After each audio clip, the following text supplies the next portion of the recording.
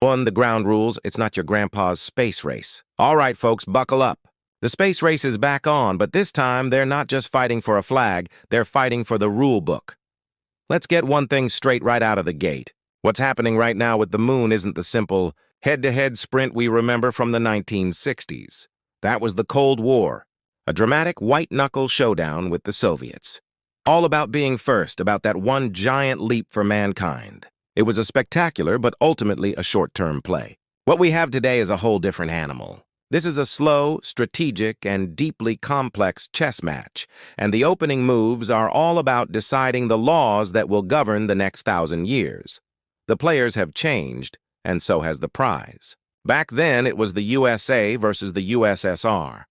Today, it's the USA and a coalition of its allies facing off against China and its partners. And the prize is no longer just planting a flag and leaving some footprints. The prize is permanent settlement, vast economic resources, and what many in Washington and Beijing see as the ultimate high ground for military and economic dominance in the 21st century and beyond.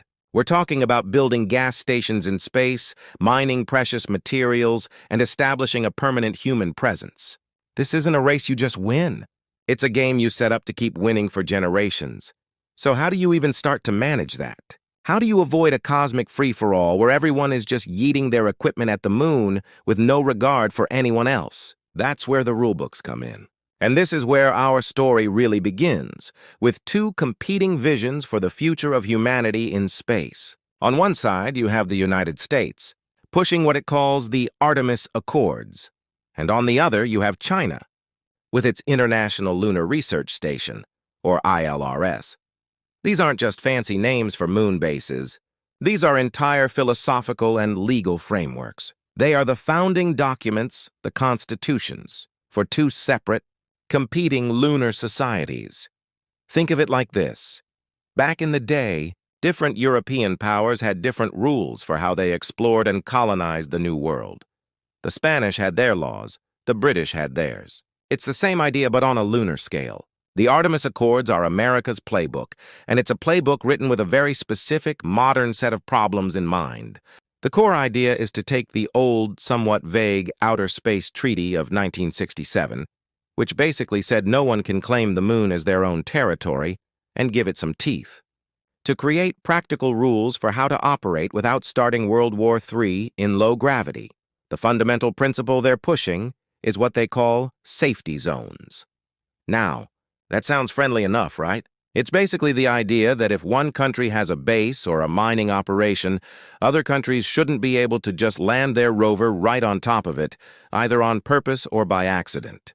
It's about preventing cosmic traffic jams and dangerous misunderstandings. But here's where it gets spicy and where the Americans are playing a very clever game. Tucked inside these accords is a concept that is an absolute game changer, a concept that China and Russia have called a blatant land grab. It's the idea that companies and countries can own the resources they extract.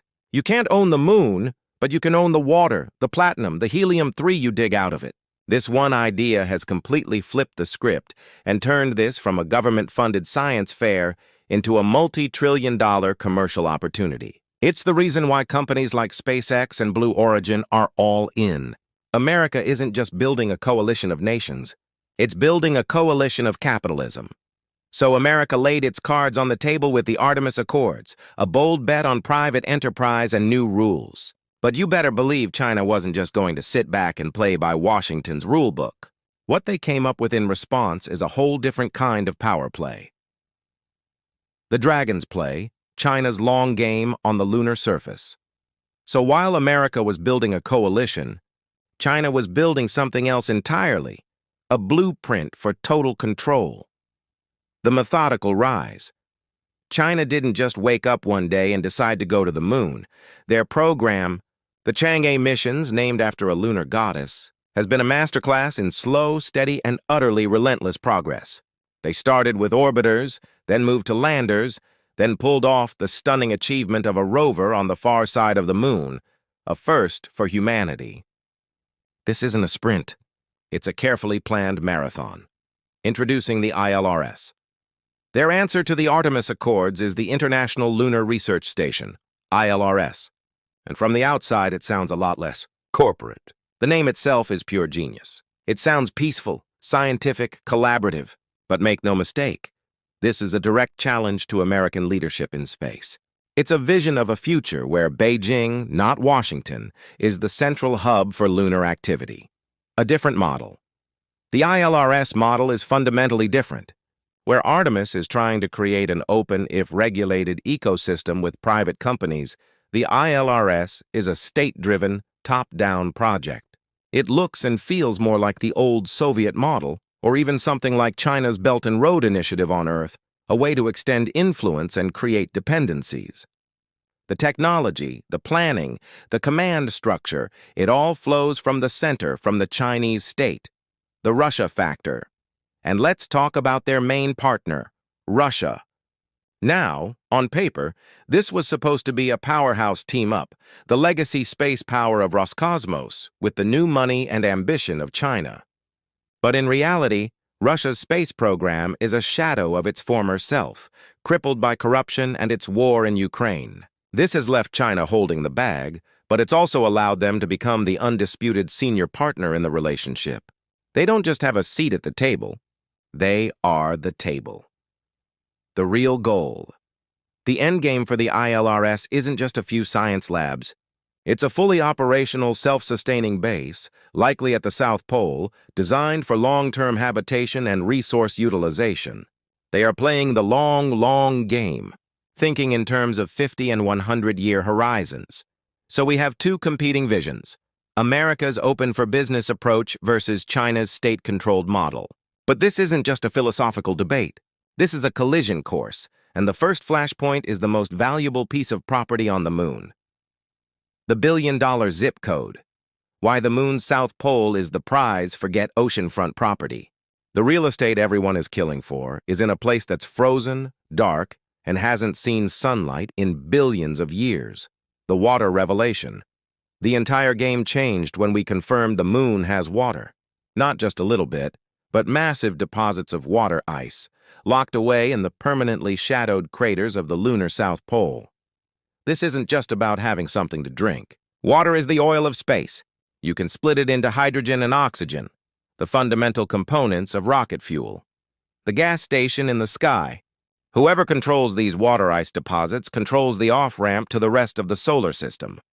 The moon suddenly becomes a strategic pit stop. It's infinitely cheaper to launch a ship to Mars from the moon's low gravity than from Earth's deep gravity well. The South Pole is about to become the ultimate truck stop and gas station. The gold rush mentality. This is what makes the Artemis Accord so controversial. The "you can own what you mine" principle is what turns this from a science mission into a gold rush. Companies are salivating at the thought. This is why the rules matter so much now. We're not just deciding who gets to do science. We're deciding who gets to get filthy rich and control the economic levers of deep space exploration. Proximity is power. This is why the safety zones in the Artemis Accords are so contentious.